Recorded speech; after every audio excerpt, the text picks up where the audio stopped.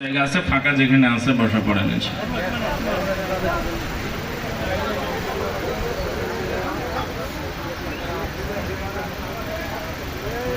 জি, দাঁড়িয়ে কেউ থাকবেন না, সবাই বসেন। আর স্বেচ্ছাসেবক ভাইরা ওই পর্দার ওই পারে আপনাদের কাজ আপনারা করেন, এই পাশে কেউ দাঁড়িয়ে থাকেন না। সম্মানিত উপস্থিতি, আল্লাহ রাব্বুল আলামিন বলতেছেন, শুধু জালেমদের শিকড় কেটে দেই তা নাই, বাড়িঘর ছাড়া করি তা নাই, এরপরও যদি তোমরা করে তাকওয়া নিয়ে দেশ চালাবার যোগ্যতা যদি তোমাদের থাকে, কাযালিকা ওয়া আওরাসনাহা কওমান আখারিন, পরবর্তীদেরকে ওই চেয়ারে আমি আল্লাহই বসায় দিব। সুবহানাল্লাহ। মুসা আলাইহিস সালাম বললেন, আল্লাহ রেডি, জীবন দেওয়া লাগবে, তা তো সহজ কাজ, আমরা রেডি, আল্লাহ সবই দিয়ে দিছি, এখন জীবনটা আছে, আল্লাহ তারা যদি নিতে চায় আর আপনার যদি পছন্দ হয় তাহলে আমি সব রেডি করে রাখছি। আল্লাহ বললেন, মুসা অনেক মার খাইছো, অনেক জীবন দিছো, অনেক শহীদ হইছে, আর নয়, তুমি তোমার সাথীদের নিয়ে চলে যাও, বাকি ফেরাউনের নাস্তা পানি আমি আল্লাহ রেডি করে রাখছি। সুবহানাল্লাহ।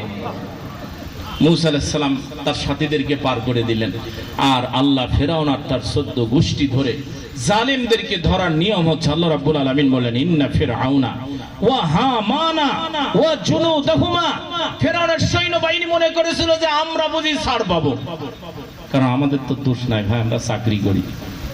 যদি জিজ্ঞেস করে যে রাতের অন্ধকারে এই লোকটাকে ধরে একটা মামলা নাই, হামলা নাই, কিছু নাই, ধরে নিয়ে যাচ্ছ, কয় ভাই উপরের নির্দেশ, আমরা করব কি, আমাদের হাতে কিছু নাই, চাকরি আমরা করি, চাকরি তাছাড়া চলে যাবে। আল্লাহ বললেন, ধর মজলুমদের উপরে জুলুম নির্যাতন করে চাকরি টিকে থাকার চাইতে পানের দোকানদারি করে খাও, স্যান্ডেল জোড়া দিয়ে খাও, ওইটা হালাল। মজলুমদের কষ্ট দিয়ে, নিরপরাধ মানুষকে কষ্ট দিয়ে, জুলুম দিয়ে, জেল দিয়ে তোমার চাকরি টিকানোর চাইতে ভিক্ষা করে খাও, এটা হালাল। ফেরাউনের সৈন্যবাহিনী মনে করেছিল যে আমাদের তো সমস্যা নাই, কারণ আমরা চাকরি করি, ফেরাউন যা আইন করে তাই আমরা পালন করি, ধরার নির্দেশ আসলে ধরি, মারার নির্দেশ আসলে মারি। আল্লাহ বললেন, কোন অপরাধ ছাড়া ধরতে বললে, মারতে বললে চাকরি বাঁচায় তাই করবা? আল্লাহ বললেন, হে জিবরাইল, চার্জশিটে দেখ, 1 নম্বর আসামি ফেরাউন, ইন্না ফিরআউন ওয়া হামান। 2 নম্বরে গোটা মন্ত্রী পরিষদ ধরবি, মন্ত্রী পরিষদের লিডার হামানের নাম করে আল্লাহ বলছেন, ধর এ হামান আর তার গোটা মন্ত্রী পরিষদ ধর। কেউ কি বলেছিল যে ঘর বাড়ি ছেড়ে পালানো লাগবে, পালে যাও, নিজেরাই পালাইছে। আল্লাহ বললেন, বিআইদিহিম ওয়া আইদিল মুমিনিন, নিজেদেরকে ঘর বাড়ি ছাড়া করব, নিজেরাই পালাবে, নাইলে মুমিনদেরকে দিয়ে তাড়ায় দিব।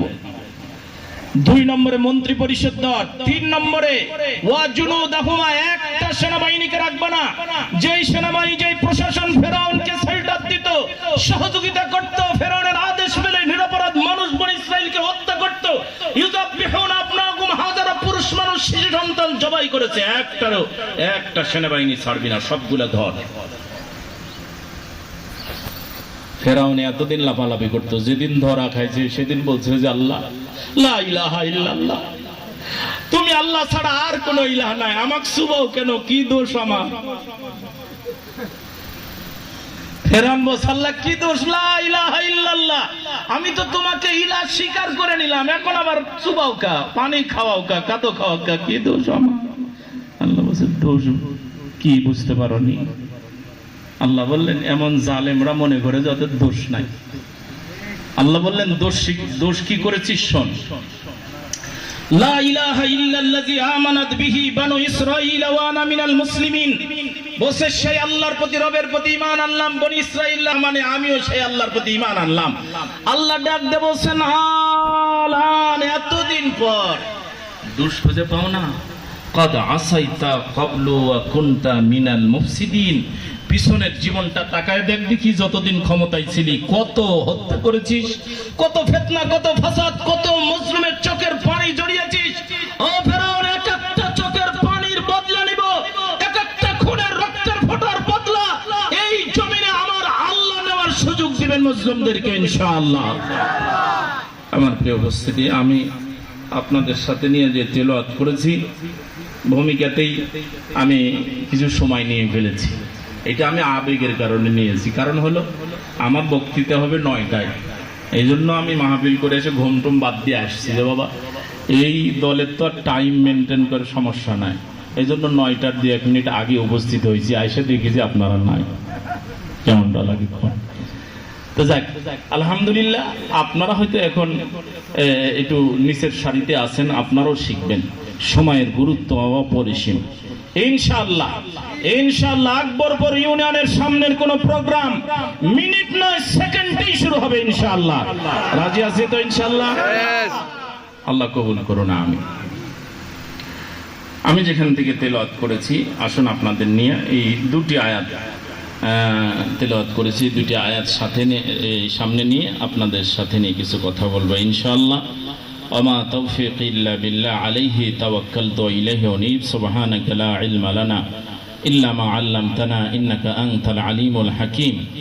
শুরু করছি সে মহান আল্লাহ তাআলার সাহায্য চেয়ে, তার রাসূলের প্রতি দরুদ এবং শহীদদের আত্মার মাগফিরাত চাচ্ছি, যারা জীবন দিয়ে রক্ত দিয়ে ইসলাম প্রতিষ্ঠা করেছেন।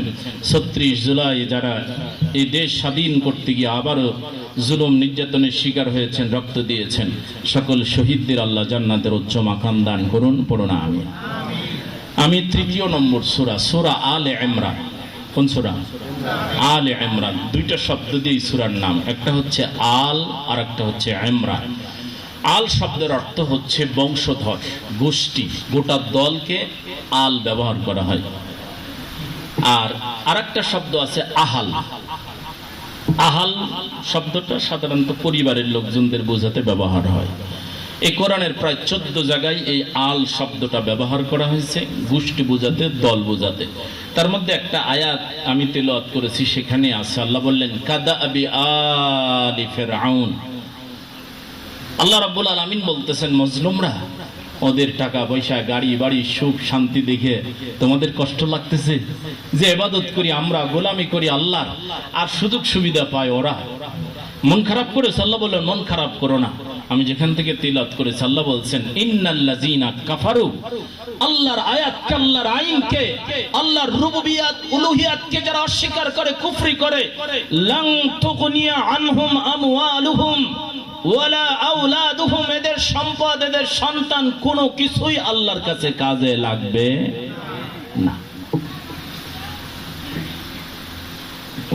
উলাইকা হুম ওয়াকুদুন নার। আল্লাহ রাব্বুল আলামিন বললেন এরা জাহান্নামের খড়ি। তোমরা কি চাও?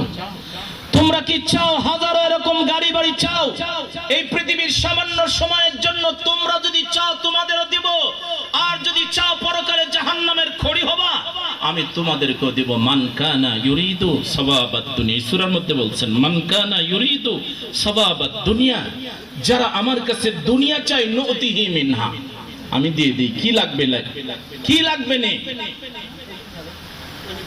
কি লাগবে? দ্বীপ দখল করবি, বিবিস্টান দখল করবি, এরপর রাজনীতি দখল করবি, ব্যাংক দখল করবি, বাজার দখল করবি, আর কি লাগবে? নিতে নিতে এমন হয় একটা বিধবা মানুষ তারও কাট দিতে যায়, টাকা দে ৫,০০০ দে, খাওয়ার আর জায়গা পান না।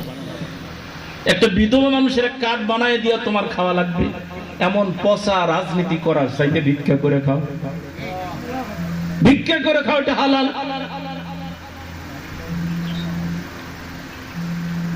প্রিয় উপস্থিতি, এই জন্য আল্লাহ রাব্বুল আলামিন বললেন যে এদের ধন সম্পদ কোনো কিছুই কাজে লাগবে না।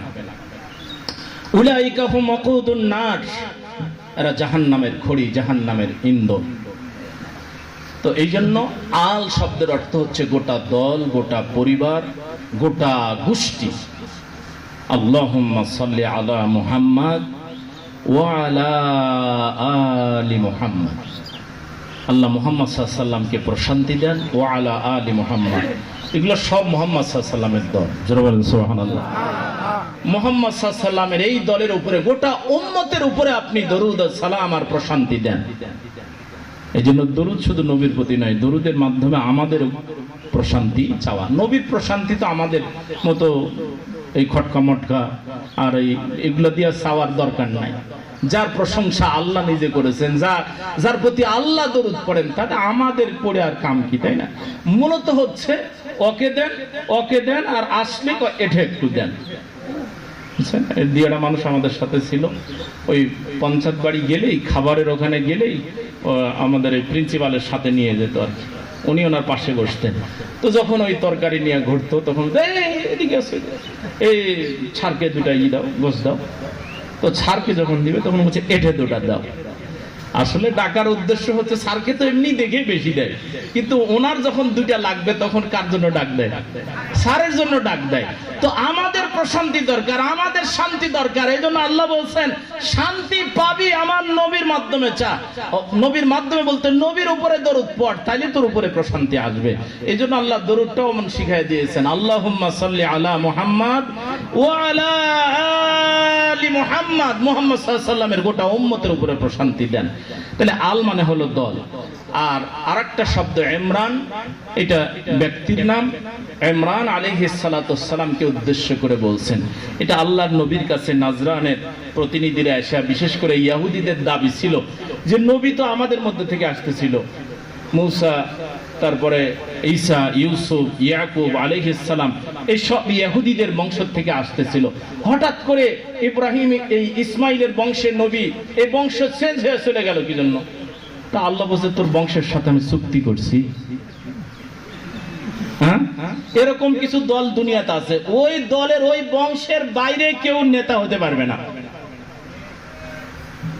এখন বেটাচল হোক, বেটিচল হোক, বুড়া হোক, সুড়া হোক, যাই হোক, ওই পরিবারের বাইরে আর কেউ, মানে উনি এমন একখানকার পীর, ওনার গদ্দিনিশীন, ওনার ছেলে, দাদা, বাবা, অমুক তমুক ছাড়া আর বাহিরের একজন সাধারণ কর্মী, সাধারণ মুরিদ, যত বড়ই হোক, যত পণ্ডিত হোক না কেন, ওনার আন্ডা বাচ্চা ছাড়া হবে না, এমন দরবার আছে না।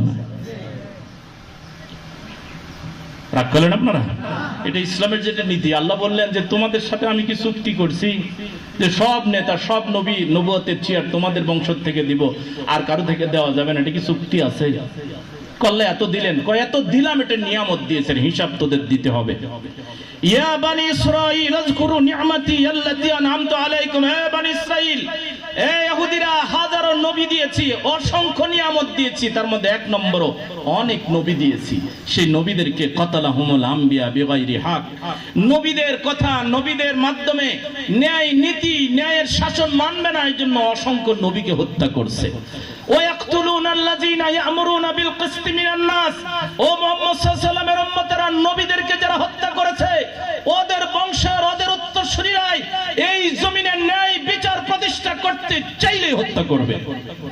সুতরাং এদেশে আল্লামা সাঈদীকে হত্যা করার একটি কারণ, সেটা হচ্ছে তিনার বক্তৃতায় বলতেন যে এই সমাজ কোরআনের আইন দিয়ে চলবে। আল্লাহ ১৫০০ বছর আগেই বলছেন ওয়ায়াকতুলুনা আল্লাযীনা ইয়া'মুরুনা বিল কিসতি মিনান নাস, এই মানুষগুলোর মাধ্যমে যারা ন্যায় বিচার প্রতিষ্ঠার কথা বলবে তাদেরকে হত্যা করবে। আর ন্যায় বিচার প্রতিষ্ঠা ছাড়া রিসালাতের হক আদায় হয় না। আল্লাহ রাব্বুল আলামিন বলছেন আমি নবীকে একাই পাঠাই না, নবীকে পাঠাইছি, তার সাথে আমি কিতাব দিয়েছি। ওয়ালাকাদ আরসালনা রুসুলানা বিল বায়িনাত ওয়া আনজালনা মাআহুমুল কিতাব লিয়াকুমান নাসু বিল কিসত। এই কিতাবের ন্যায় বিচার প্রতিষ্ঠা করার জন্য ন্যায় দিয়েছি, আইন দিয়েছি, মিজান দিয়েছি, এটা প্রতিষ্ঠা করার জন্য। সম্মানিত উপস্থিতিতে, এই জন্য বানি কি বলে আলে ইমরান বলে ইমরানের পরিবারের গোটা দলকে, গোষ্ঠীকে বোঝানো হচ্ছে। ওই মুনাফিকদের জবাব দিয়ে আল্লাহ বলছেন, এই সূরার নামকরণ করতে গিয়ে আল্লাহ রাব্বুল আলামিন বলছেন যে ইন্নাল্লাহা আসতাফা আদামা নূহা ওয়া আলা ইব্রাহিম ওয়া আলা ইমরানা আলাল আলামিন। আল্লাহ বললেন, হে নবী গো, বলে দেন, এরা চায় যে তাদের বংশ থেকেই খালি নবী হবে, তাদের গোষ্ঠীর থেকেই নবী হবে। ও নবী, আপনি বলে দেন ইন্নাল্লাহা আসতাফা, নবুয়ত ইলেকশনে হয় না, নবুয়ত সিলেকশনে হয়। কিসে হয়? আসল কথা হচ্ছে ইলেকশন হোক, সিলেকশন হোক, ক্ষমতা কে দেন? আল্লাহ। এই জন্য আল্লাহ বললেন ইন্নাল্লাহা আসতাফা, আল্লাহই মনোনীত করেছেন আদমের লোকজনদেরকে, ওয়া আলা ইমরান, ইমরানের বংশের লোকজনদেরকে নবুয়তের চেয়ারের জন্য আল্লাহই বাছাই করেছেন। তো আল্লাহ যদি বাছাই করেন, তো তোমাদের সাথে পরামর্শ আর তোমাদের বংশের সাথে আল্লাহর ঠিকাদারি নাই। যার ইচ্ছা আল্লাহ তারই নবুয়ত দিবেন। সুবহানাল্লাহ। এই জন্য কোরআনে আল্লাহ রাব্বুল আলামিন বলছেন আমি যার ইচ্ছা তারে ক্ষমতা দেব। হ্যাঁ ইমানদার, ইমান এনেছো বলেই হকের দল হলেই যে ক্ষমতা দিব না। এই সূরায় বলছেন তিলকাল আইয়ামু নুদাবিলুহা বাইনান নাস। এমনি তো সূরা বড়, তারপরে দুটো আয়াত তেলাওয়াত করেছি, কিন্তু মানে এই সূরার এটা মৌলিক জ্ঞান দিতে গেলে বর্তমান প্রেক্ষাপট অনুযায়ী যেগুলো কথা বলা দরকার সেগুলো বলতে গেলে অনেক সময় লাগবে। আমি মৌলিক কিছু কথা বলার চেষ্টা করতেছি, আল্লাহ যদি সুযোগ দেন। পুরো না আমিন।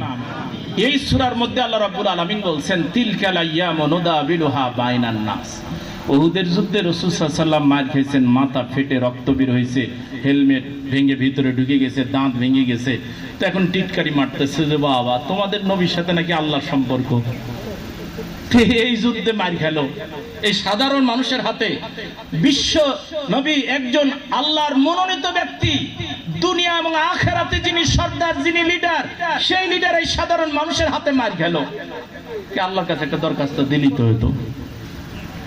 তো তোমাদের নবী কই?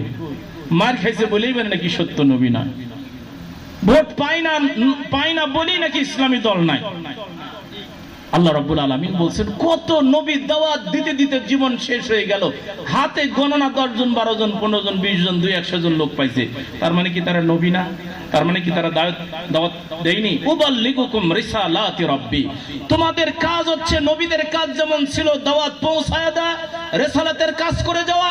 তোমাদের কাজ হচ্ছে সবুজ জমিনকে আল্লাহর কোরআন দিয়ে সাজাতে গিয়ে তোমাদের জীবন, তোমাদের সম্পদ, ইন্নাল্লাহা আশতারা মিনাল মুমিনিনা আনফুসাহুম ওয়া আমওয়ালাহুম বিআন্না লাহুমুল জান্নাহ, তোর জীবন আর তোর সম্পদ ক্রয় করে নিয়েছে। তুমি ক্ষমতায় বসে টাকা ইনকাম করবে এই জন্য নয়, বরং তুমি দ্বীনের জন্য তোমার সম্পদ বিলায় দিবে। আর আমরা তো টাকা চাইলে মনে করেন যে আঁকড়ে ধরি। আল্লাহ বলছে আঁকড়ে ধরো কেন? এটা তো দিন প্রতিষ্ঠার জন্যই কিনে নিয়েছি, তুমি জান আর মাল দিবে, আমি জান্নাত তোর কাছে বিক্রি করে দিলাম। জোরে বলেন সুবহানাল্লাহ। একটা পয়সা দুনিয়ার কোন মানুষের তন্ত্র মন্ত্র প্রতিষ্ঠার জন্য, জাতীয়তাবাদ প্রতিষ্ঠার জন্য, ধর্মনিরপেক্ষ মতবাদ, পুঁজিবাদ, সমাজবাদ, যে কোনো মতবাদের জন্য একটা পয়সা দিবা হারাম। 1 মিনিট সময় ব্যয় করে মিছিল করবা, মিটিং করবা, হারাম। দলিল লাগবে? আল্লাহ বললেন আমাইয়াবতাগি গায়রাল ইসলামি দীনা, ইসলাম ছাড়া অন্য কোন জীবন ব্যবস্থা, কোন মতাদর্শ তালাশ করবা, ফালাই ইকবালা, কোন দিনও তা গ্রহণ হবে না। প্রশ্নই আসে না, কোশ্চিন কালেও গ্রহণ হবে না। ওয়া হুয়া ফিল আখিরাতি মিনাল খাসিরিন। আর মনে রেখো, যারা ইসলাম ছাড়া অন্য কোন জীবন ব্যবস্থা, মতবাদ, মতাদর্শের পিছনে ঘুরবা, এই লোকগুলাই কিয়ামতে ক্ষতিগ্রস্ত হবে। ওমা লাহুম মিন নাসিরিন, কোন সাহায্যকারী নাই। আর নামাজ রোজা হজ যাকাত 14 বার হজ করছো আর শাড়ি দিছো, এই রোজাতে 3000